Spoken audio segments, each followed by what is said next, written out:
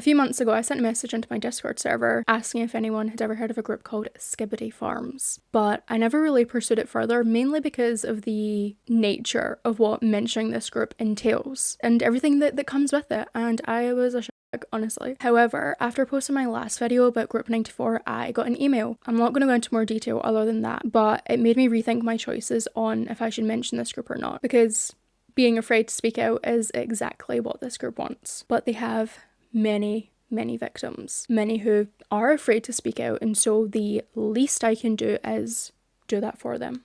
Before we do continue, I want to give a huge thank you to our channel members. Your support means that I can continue to keep making these videos and spreading awareness. And in saying that, this video will be quite heavy. There will be pretty disturbing instances mentioned. I'm going to try my best not to be too detailed or too descriptive, but just keep that in mind. I will put a full trigger warning list in the description, but please do take care. Please don't watch this video if you feel like you're not in the right mental space to watch it. And as always, I will leave some resources in the description if you have been affected by anything we've spoken about today. But Skibbity Farms, I'm not even going to get into the name, is a Kiwi Farms knockoff site. And a lot of the information that I am going over today was in a Kiwi Farms thread, which it was lovely going through all their not pleasant, racist and homophobic commentary, but it was one of the only places that had a full documentation of what this group had done. But Skibbity Farms is a knockoff of that site, which is run by nonces that post child and animal gore.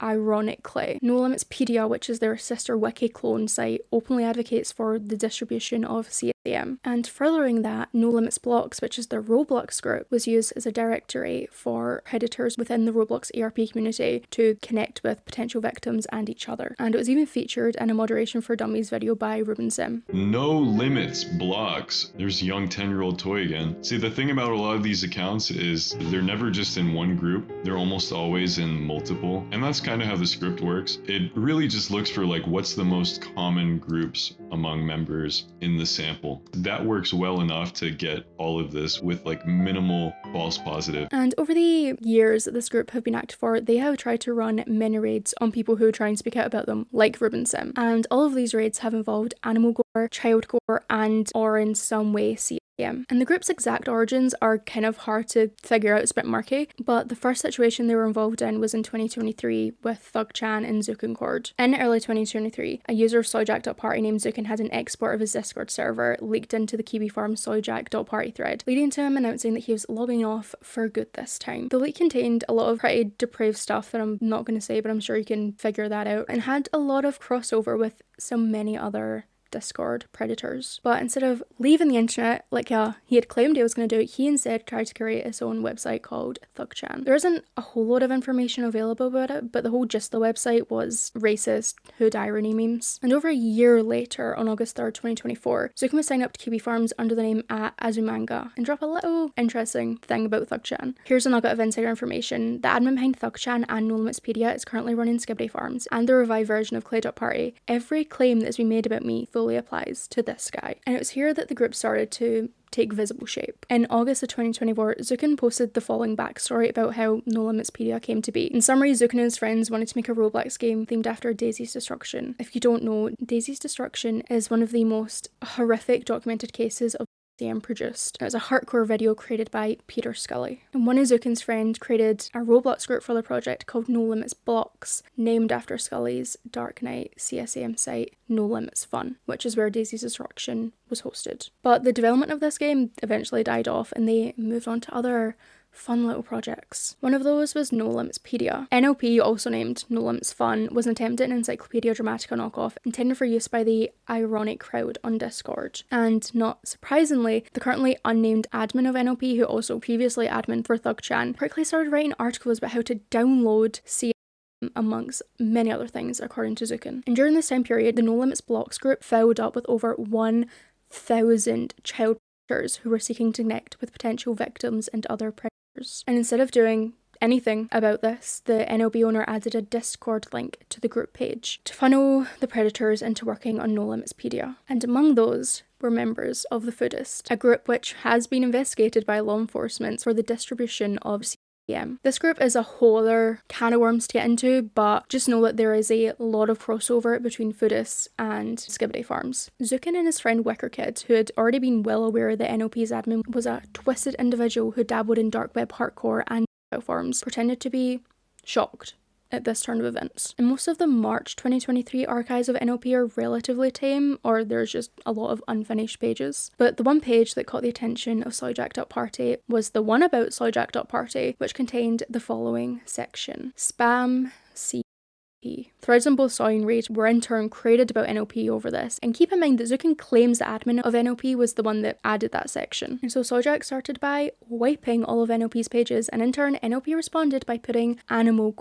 on the front page of their site and posting chat logs purporting to show Fruit, the admin, collaborating with NLP, despite that not actually being shown. And according to Soyjack Wiki, NLP also began to get mass reported to its providers. NLP followed this up by posting this the next day: "This wiki is not run by foodists, CP spammers. This wiki wasn't even public or finished. The tryhard community leaked it. Every edit and upload has been reversed. No evidence that NLP is run by CP spammers, by the way. No evidence." And following this, NLP admitted defeat and went private, meaning only logged in users could view any page, including the main page. And then they nuked the site entirely, making everything redirect to static webpage advertising their grooming Discord server. And it was around this point that some details about NLP's admin raids started to get sprinkled around some of Kiwi Farm's threads relevant to the edgy Zoomer sphere. At Azumanga, "You claim the admin of No Limits Pedia is involved in many of the more heinous groups that are discussed in this thread. Can you tell us more about this person?" And he responded by saying his name is Raids. He used the accounts at AAD and Razid on this website, and Razid being an anagram of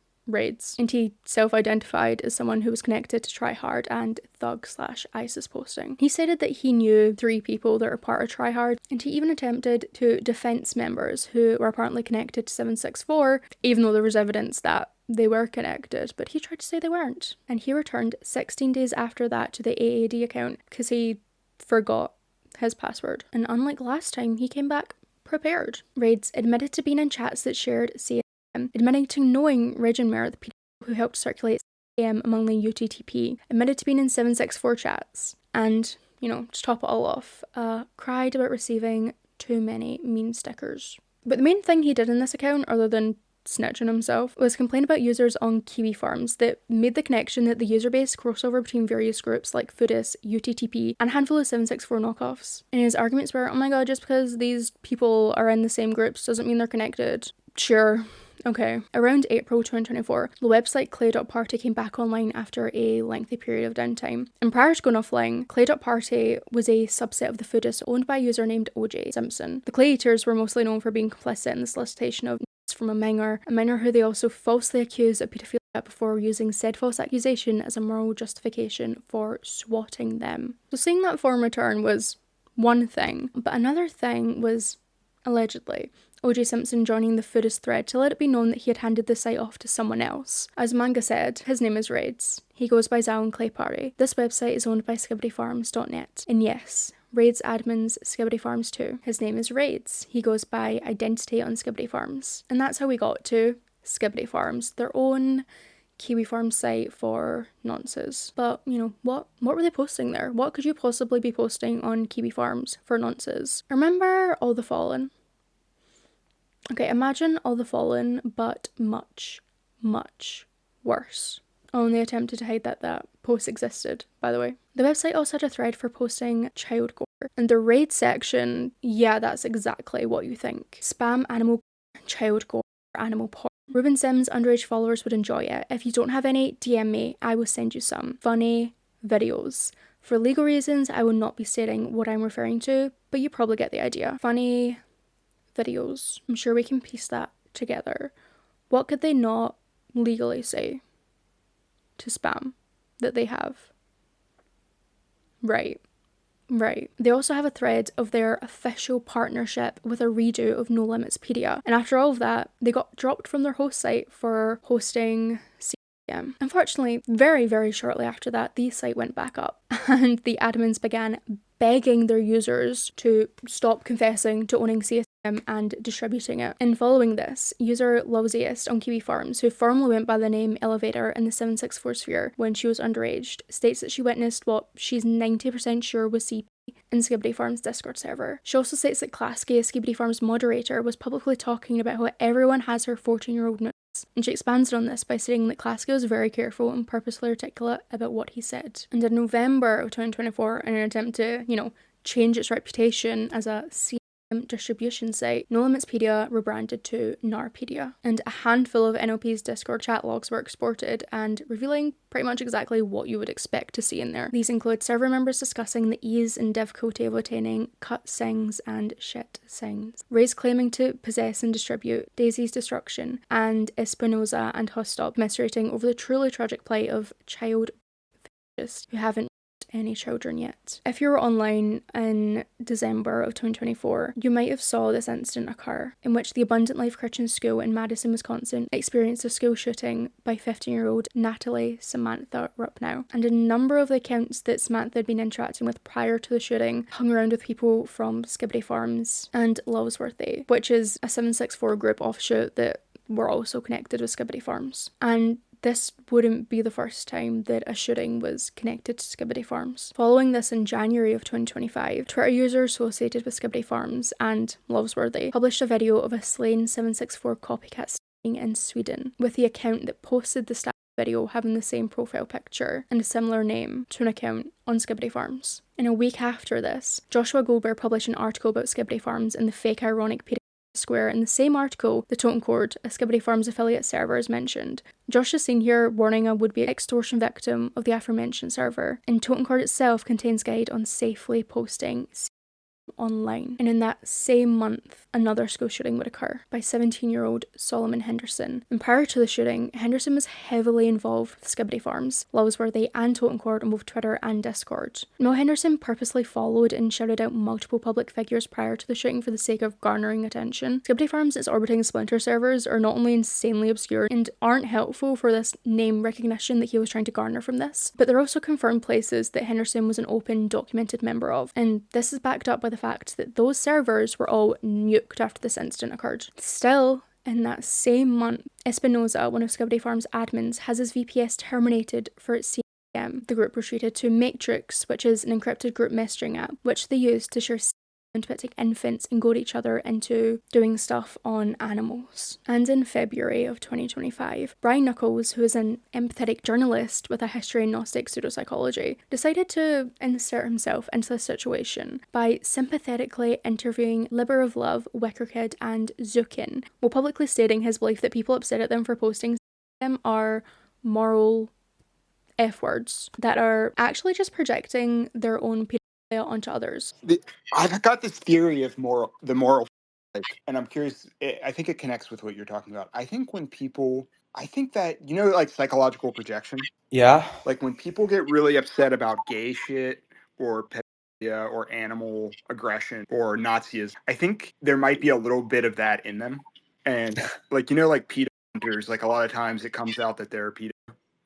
Like sometimes people overcompensate, and I think that's what y'all actually like. Like that's like comedians like to, not saying you're a comedian, but people into humor like to like call out hypocrisy. Naturally, this resulted in him getting absolutely torn to shreds on Twitter and Kiwi Farms. Mere days after this, Raids had the contents of his private Twitter account leaked, and you'll be shocked to find out that he was talking about possessing and distributing CM. We're also shocked at that, aren't we? Mid-March 2025, following on from a 764 investigator successfully mass reporting a 65k member Twitter community that had been encouraging children to and enabling 764 members to find new victims, Skibbity Farm staff members started DMing children from the suspended community to solicit comments from them. A month after this, Nitrogen, a person who has been identified by mainstream media outlets as someone connected to the Wisconsin shooting, Antioch shooting, and the Arda case mass stabbing in Turkey, has joined both Skibbity Farms and Totem Cord. Not long after, Doomer Brown, a friend of Nitrogen and a member of the so-called Edge Fear on Twitter that Skibbity Farms is a part of, was arrested and indicated for sexually grooming and abusing a child over the internet, as well as attempting to entice the child into committing a mass shooting. And during this time, a YouTuber named Parlo had many videos up about UTTP, and I mentioned them before, but they're the YouTube troll police, and pretty infamous and long-running internet group known for spamming, harassment, and trolling, primarily in YouTube comment sections, but they they're widespread. And 2 of these videos mention Skibidi Farms. But with that, he began facing allegations that he is friends with Defender, a UTTP and Skibidi Farms member, and may have potentially been using or allowing Defender to harass people Parlo was beefing with. And Parlo claimed during a stream, whilst debunking his grooming allegations, that foodist and high-ranking UTTP member Defender is actually an FBI informant gathering information on the UTTP. Okay, the person spamming, I'm not friends, I am not friends with Miami, and the other person addressing, I'm not friends with Miami. I systematically called out Miami for predatory actions, and there is a police report actually being made against Miami, who's part of the UTTP, and it's really funny. I'm going to drop a bombshell right now. The guy whose name is the opposite of offender, he is an FBI informant who has been making FBI reports against high-ranking UTTP members. Under no circumstances ever was I under any belief that that person was an open Didier blood. The person who, I'm going to repeat it again, the person who everyone is claiming that I'm friends with the UTTP, it is based on a lie. They made FBI reports. So, but that's obvious bullshit. But Parlo's audience started to realise that Parlo has been working closely with the Defender for a while now. And shortly after the stream ended, a group call between Parlo and Anti-Troll surfaced showing them doxing and saying they're going to swat another nonce named Potamir. Defender later posted Potamir's docs to Skibidi Farms. Then there's another video of Defender and another UTTP member Kara in a call with a child that Parlo had been beefing with. It ends with the kid's mum threatening to call the police and hanging up. Dude, that's his mom. Defender. How do you this Defender? We're almost done here. We're almost done. Who is this? The person that put you on YouTube? Who is this? Defender, did you clip? And this is significant because Defender and Kara groomed them, and Parlo accidentally revealed he'd been talking with Defender about them, and Parlo played dumb when he told that they were groomed. In mid of July last year, the group would go to even more extremes, working with Spawnism, which Spawnism is a pretty infamous child and cutscene group which originated from Roblox. And the connection actually began in a Kiwi Farms thread stating screenshots of Defender, a UTTP member and close Parlo associate, working in Foodist and Spawnist servers have surfaced. This basically proved that Defender's ties to not only Foodism, Spawnism, but also potential ties to neo-Nazi child Christian cult 764. Parlo does in fact know about this and is making a Spawnism video in a pathetic attempt to cover his ass. And screenshots also confirm that Skibidi Farms is indeed actively working with Spawnists. Clicking this image on the Skibidi Farms main page would redirect you to the Spawnist Discord server. And during this time, another YouTuber, Guamgo, also made a video on Spawnism, as he also worked with Defender, so he is attempting to cover his tracks. However, in the video, he included links directing to these servers and websites, with some allegedly speculating that he was doing so as a recruitment. Skibidi Farms had been mentioned in a handful of September 2025 news articles and named as a common platform that children joining 764 are found on, but the mention also included in an interview. The biggest one that we've run into is Skibidi Farms. The moderators say it's, this is a place for freedom of speech. Anything goes. We don't necessarily believe in it, but most of the juveniles that are in this 764 group are on this platform. And just to confirm this even more, late September, the skibidifarms.st domain briefly redirected to spawnism.st. And in November that same year, the usual Skibidi Farms argument of, well, we don't host any, we just share it amongst ourselves in Discord servers, sort of imploded, with users taking full advantage of their new account creation barrier and just openly posting collections, admitted to trading and asking to trade in DMs, and reviving their how to trade thread. And on Christmas, a user in Kiwi Farms had reportedly found video evidence of someone allegedly being extorted by the SF splinter group UCS into starting a house fire while streaming it over Discord. And since then, there's been a growing number of instances of members connected to shootings, possession, swatting, that it feels almost counterproductive to go through every single one, but just know that there's been a lot. Notably, in February this year, child sexualist Brian Najiro Gonzalez, aka Netcat, former member of the SF UCF affiliated Castle Discord server, has been arrested. And in mentioning Castle, not too long after this, they coaxed a person into himself by driving it into a lake. And just a month ago, a number of people within the Skibidi Farms orbit and Twitter received emails from Google informing them that their emails had been subpoenaed a little over a year prior regarding the case of Ryan Nixa, a man charged with online enticement of a minor to engage in sexual activity. And just to sum this entire show of a mess up, 1 week ago, a TikToker by the name of Cbot that went sort of semi-viral a couple of months back for rage bait posts about toddlers agreed to a boxing match with a professional boxer, Fox the G. However, that was set up and live streamed by predator catcher Gideon, and he wrote UTTP in 764 in his chest at the direction of Defender via Telegram, and then gave up in less than 2 minutes. To try and sum that up as best that I can, we had a nonce who wanted to make Kiwi Farms for nonces, wanted to make a Roblox game based on one of the most horrific cases of CM there is, created a Roblox group where predators joined to connect with each other and get potential victims, had multiple Discord servers where they were grouping victims, sorting them, putting them through hell, making them send cut signs, had ties to school shootings, swattings, and so much more. And there are so many victims out there. And I think one of the main things is they're hiding under irony, and it's all edgy, and they're doing it as sort of a joke. And to me, I think they're doing that to try and discredit the victims as much as they can. Because you hear the name Skibidi Farms and you think, oh, what the fuck, haha. But it's not a joke. They're doing this shit to discredit the victims that are harmed by this, that have been sexually, that have been made to do horrific things to themselves and others. And they know that every time a site goes down, they can just pop up a new one. They can just make a new Discord server and get more victims, share their fucking disgusting material, and they'll be fine. That's it. Apart from the handful that have been arrested, but it should be much, much more. I tried to find out as much as I could about this group. There were like some mentions on Twitter, but it was more so people in passing connecting it to 764 and the likes. And Kiwi Farms was the only place that had it well documented. But if you have any other information, please do let me know. There is so much crossover between this and other groups that I don't even know if I could fit every single thing into a single video. We've got Foodist, there's Spawnism, there's 764, there's UTTP. There are so many group crossovers, and well, but they're not connected according to raids.